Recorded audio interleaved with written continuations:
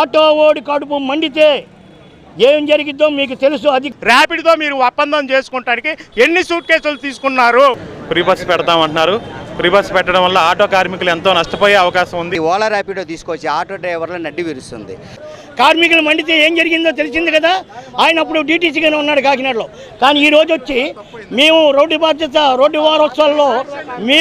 వారోత్సవాలు పెట్టి మేము పిలిపిస్తే ఆయన కార్మికులు ఎలా ఉండాలి, మీరు ఏ రకంగా నడవాలి, ఏ రకంగా తోలుకోవాలి, మీ రికార్డు ఫోర్స్లో ఉండాలి, మీరంతా యూనిఫామ్ మీద ఉండాలి, ఈరోజు క్యాపిటల్ అయింది ఇది, మీరందరూ సక్రమంగా ఉండాలని చెప్పడం మానేసి మీరు దోచుకుంటున్నారు ప్రజల్ని, మీరు దోపిడీలు చేస్తున్నారు, మీ సంగతి చూస్తాను అని మాట్లాడడం అంటే నీ చదువు నీ విజ్ఞానం ఏమైందో మాకు అర్థం కావట్లా.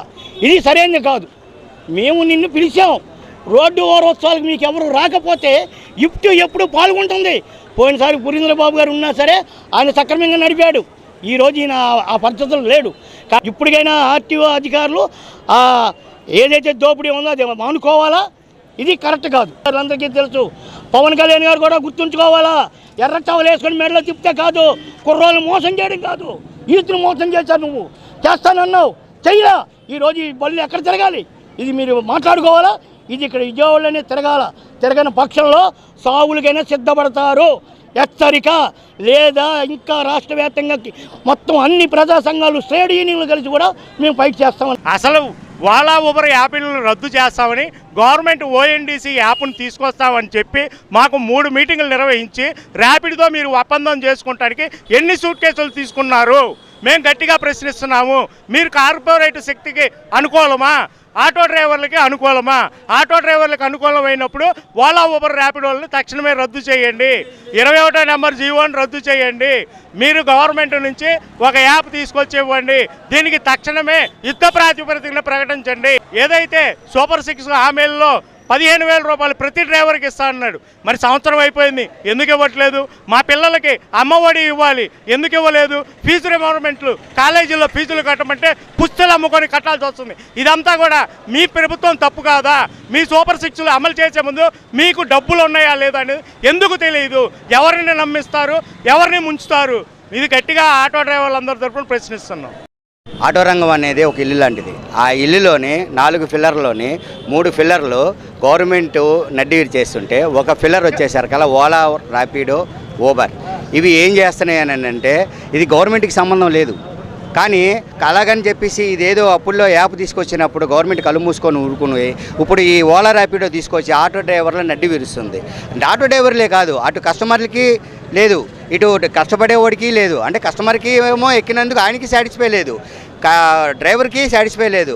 ఇది మధ్యలోనే ఉన్నది ఏంటంటే ఈ ఆఫీసులో కూర్చొని, ఎందుకంటే కష్టం మాది, పెట్టుబడి మాది, అన్నీ మాయి, వాళ్ళు ఇచ్చే డబ్బులు మాత్రం మాకు తిన్నగా జారట్లేదు. ఇది గవర్నమెంట్ దృష్టికి ఎన్నోసార్లు తీసుకొచ్చినా సరే ఇప్పుడు ఈ కూటమి ప్రభుత్వంలో వచ్చిన తర్వాత దీన్ని దృష్టిలో పెట్టుకొని వీళ్ళు ఏం చేస్తున్నారని అంటే ఇప్పుడు గవర్నమెంట్ సహకారి యాప్ అని చెప్పేసి ఒకటి తీసుకొస్తున్నారు. అది ఎంత మట్టికి న్యాయం జరుగుద్దో డ్రైవర్లకు మాత్రం మేలు లేదు. ఇప్పుడు ఓలా ఊబర్ ర్యాపిడో వలన ఏమవుతుందని అంటే ఆటో బతుకులు అంతంత మాత్రంగా ఉన్నా సరే ఇందులోని ఇంకా నడ్డి విరిచేసారు కదా. ఇప్పుడు సపోజ్ రోజు మొత్తం మీద ఒక డ్రైవర్ వచ్చేసారు కదా, కష్టపడితే అందులో 500 తోలని 600 తోలని అందులోని గ్యాస్కే పోని లేదా కేసుల నిమిత్తమే పోని ఏదన్నా కానీ పోయినా సరే అందులోని కూడాను ఏదో ఎలుకొచ్చి కొరికేసినట్టుగా ఇందులోని వచ్చి ఈ ఓలా ర్యాపిడో వలన మాకు ఇందులోని ఏంటంటే విషయం ఏంటంటే ఇందులో కొత్తగా ఎవరు కాదు, ఈ ఓలా ర్యాపిడో తీసుకొచ్చిన దానివల్ల మాకు గొడవలు సృష్టించి మాకు విద్వేషాలు రెచ్చగొట్టేసి వీళ్ళ మధ్యలో ఉండి పబ్బం గడుపుకొని చేస్తుంటే ఈ గవర్నమెంట్ ఏం చేస్తుంది? ఈ గవర్నమెంట్కి కనీసం ఇప్పుడు ఇంతకు ముందు కూడాను ఏం చేశారు, గత ప్రభుత్వంలోని ఆటో డ్రైవర్లకి 10,000 ఇస్తామన్నారు. ఆ 10,000 పక్కన పెట్టేసి మేము అడగలా, ఈ గవర్నమెంట్ మేము అడగలా, 10,000 కాదు మేము 15,000 ఇస్తామన్నారు. దాని సంగతి లేదు. అలాగే గ్యాస్ ధరలు చూసుకుంటే ఇదివరకు లోగడ పెట్రోల్తో చూసుకుంటే సగానికి సగం ఉండేది. ఇప్పుడు పెట్రోలు గ్యాసు రెండు ఒకే రేంజ్లో ఉన్నాయి. ఇంకా మాకు డ్రైవర్కి ఎక్కడా ఉండేది. దానికి తోడు రోడ్డు మీద విపరీతమైన కేసులు. ఈ అన్నిటిలో దృష్టిలో పెట్టుకొని ఈ ఓలా ర్యాపిడో అనేది ముఖ్యంగా మెయిన్ ఈ విజయవాడనే కాదు ఏపీ మొత్తం కూడాను ఈ ఓలా ర్యాపిడ్తోనే చాలా సతమతమవుతున్నాయి.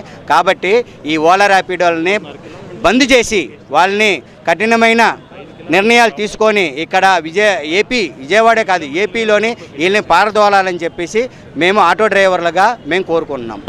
ఫ్రీ బస్ పెడతామంటున్నారు. ఫ్రీ బస్ పెట్టడం వల్ల ఆటో కార్మికులు ఎంతో నష్టపోయే అవకాశం ఉంది. దానికి ప్రత్యామ్నాయం కింద ఏం చేస్తారో ఆటో కార్మికులకు అనేది స్వస్థత ఇవ్వాలి. ఇప్పుడు దాకా ఎటువంటి హామీ లేదు. అలాగే కూటమి ప్రభుత్వం ఏర్పడిన తర్వాత ఆటో డ్రైవర్లకి అవుట్ ఆఫ్ బల్ అని చెప్పి వాళ్ళు రిజిస్ట్రేషన్ చేసినప్పుడు తెలియదా, రిజిస్ట్రేషన్ చేసినప్పుడు గవర్నమెంట్ డబ్బులు తీసుకుంటున్నప్పుడు తెలియదా, బండి ఆపి 10,000 రూపాయలు కేసు రాస్తే 10,000 రూపాయలు సంపాదించడానికి ఎన్ని రోజులు పడుతుంది ఆటో కార్మికుడికి? ఆటో తోలితే రోజుకి లక్షలు మిగులుతున్నాయి అనుకుంటున్నారా? రోజంతా కష్టపడితే మిగిలేదో 1,200 వస్తే, కష్టపడితే రోజంతా 1,200 తోలితే అందులో బండి అద్దెకి 350 తీసేసి, బండి గ్యాస్కో 400 రూపాయలు తీసేసి, బండికి 2 ఆయిల్, బండి మెయింటెనెన్స్, బండి పార్కింగ్లో పెడితే ఒక 50 రూపాయలు కట్టాలి. ఇవన్నీ పోనీ మిగిలిందంటే ఆటో కార్మికుడు వాళ్ళ పిల్లలను పోషించుకోవాలి. ఇన్ని కష్టాలు పడుతున్న ఆటో డ్రైవర్లకి 10,000 రూపాయలు కేసు రాయడానికి ప్రభుత్వానికి మనసులో ఒప్పుతుందో నాకు అర్థం కావట్లేదు. అలాగే ఎన్నికల హామీలో భాగంగా 15,000 రూపాయలు ఆటో కార్మికులు అడగల గవర్నమెంట్ని. ఆటో కార్మికులు 15,000 రూపాయలు మాకు కావాలని అడగలేదు, ప్రభుత్వమే ఇస్తానంది 15,000 రూపాయలు. జగన్మోహన్ రెడ్డి గారు పాదయాత్ర చేసినప్పుడు 10,000 రూపాయలు కావాలని ఆటో కార్మికులు అడిగారు. ఇక్కడ 15,000 రూపాయలు కావాలని ఆటో కార్మికులు అడగల. 15,000 రూపాయలు గవర్నమెంటే ఇస్తానని చెప్పింది. అలాగే జీవో నెంబర్ 21 వల్ల ఆటో కార్మికులకి పెనాల్టీ భారం ఎక్కువ పడే అవకాశం ఉంది కాబట్టి దాన్ని రద్దు చేయాల్సిందిగా కోరుతా ఉన్నాం. రెండవది, ఆటో కార్మికులకి సంక్షేమ బోర్డు అని ఏర్పాటు చేసి వాళ్ళకి ఎంతో కొంత అండదండగా ఉంటామని చెప్పారు. ఇప్పుడు 10 నెలలు గడిచిపోయింది. క్లెయిమ్స్ దాని గురించి ఒక క్లారిటీ, మేము ఈ విధంగా భరోసా కల్పిస్తాం, ఈ విధంగా మీకు కార్మికులకు రక్షణ కల్పిస్తామని 4.800 మీటర్స్ ఏమో డ్రాప్ లొకేషన్ ఇచ్చాడు. ప్రైజ్ ఎంత ఇచ్చాడు? 118 రూపాయలు ఇచ్చాడు. అందులోనూ కూడా ఇది పార్సిల్. మళ్ళీ మా అక్కడికి వెళ్ళి వాళ్ళు కిందకి దిగరు, పైకి వెళ్ళి పార్సిల్ తీసుకోవాలి, ఓటీపీ చెప్పేదాకా వెయిట్ చేయాలి. మళ్ళీ ఇక్కడ తీసుకొచ్చినాక వాళ్ళు కిందకి దిగరు, మళ్ళీ ఫస్ట్ ఫ్లోర్ సెకండ్ ఫ్లోర్ తీసుకెళ్ళి ఆ పార్సిల్ అందజేయాలి. అప్పుడే అమౌంట్ ఇస్తాం అంటున్నారు. కిందకి వచ్చి మీ పార్సిల్ వచ్చింది సార్, ర్యాపిడోలో తెచ్చాం, మీరు వచ్చి తీసుకోండి సార్ అంటే పైకి తీసుకొచ్చామండి, మేము కిందకు వచ్చి రామంటున్నారు. ఇదిగోండి చూడండి, ఇంతకన్నా సాక్ష్యం ఏం కావాలి? 3.5 కిలోమీటర్లు pickup location, 4.800 meter drop location, ఇచ్చిందేమో 118 రూపాయలు. 3.5 కిలోమీటర్లు ఈ ట్రాఫిక్లో ఒక ఆటో డ్రైవర్ వెళ్తే ఎంత గ్యాస్ ఖర్చు అవుతుంది, ఎంత టైం అవుతుంది, ఎంత వెయిటింగ్ అవుతుంది? వెయిటింగ్ ఛార్జ్ ఇవ్వరు. ఇన్ని ఇబ్బందులు పడుతున్నాం అన్న. ర్యాపిడో ఎలా ఉందంటే కూలిచ్చి కుమ్మించుకునే సామెత ఏదో ఉంటుంది. అసలు వాళ్ళు బాగానే ఉన్న కార్పొరేట్ కంపెనీలు బాగుపడుతున్నాయి, కుటుంబాలను పోషించుకోవడానికి పొట్ట చేత్తో పట్టుకుని వచ్చిన ఆటో కార్మికులు బలైపోతూ ఉన్నారు.